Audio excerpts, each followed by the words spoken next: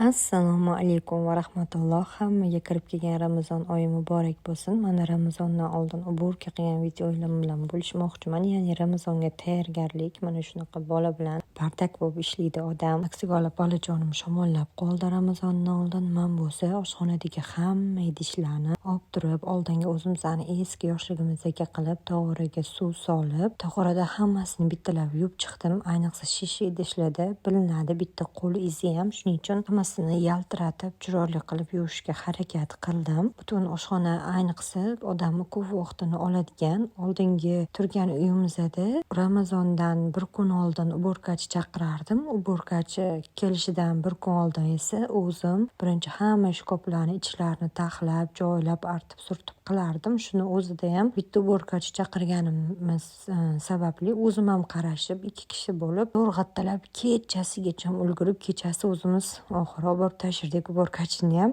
Bu gal bo'lsa, shu Ramazondan 4 kun oldin boshladim. O'zim qilishga qaror qildim.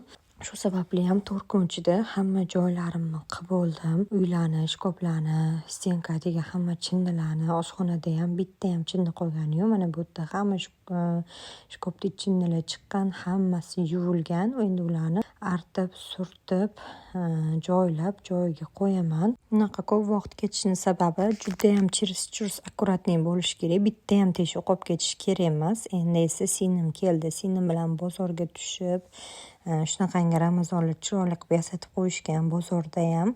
Bozordan biz ham uyga yasatishga Ramazon muboraklar narsalar oldik. O'zi ham 3 soat yurimiz.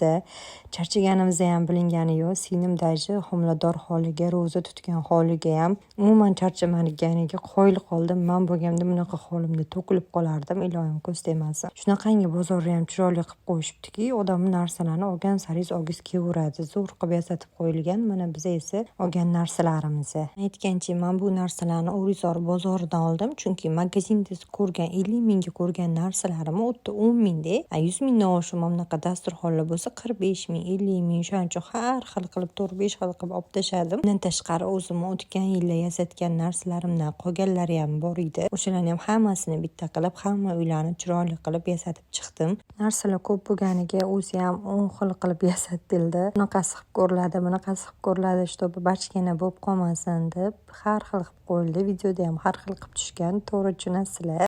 Keyin bitta narsani aytib o'tmoqchiman. Menda bitta divan komplekt, bitta uголок bo'lgani hisobiga zaldagi stullarni podolga olib tashlashga qaror qildim. Xonada bo'lsa ko'rpacha qilib qoldirgim keldi. O'shani hisobiga o'zgartirishlar qilganman. Uni ham rasmini qo'yib qo'yaman. Uголокim cho'ta menga ortiqchalik qilyapti. Stul ham o'zi zaldagi ortiqcha edi, chunki bizga unaqa mehmon kelmaydi. Endi o'sha yasatgan videolarni ko'rsanglar bo'ladi. Endi Ramazon muborak video qo'yamayman, chunki YouTube uni bloklaydi.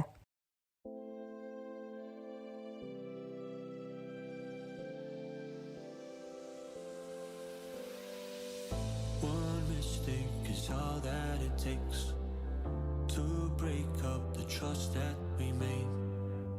I'm open to changing my ways this time. Oh, why do I fall for it every time? I'd do anything to keep you mine. So just call my name, tell me you're never leaving, won't you stay? And I'll play your games as long as the fire doesn't fade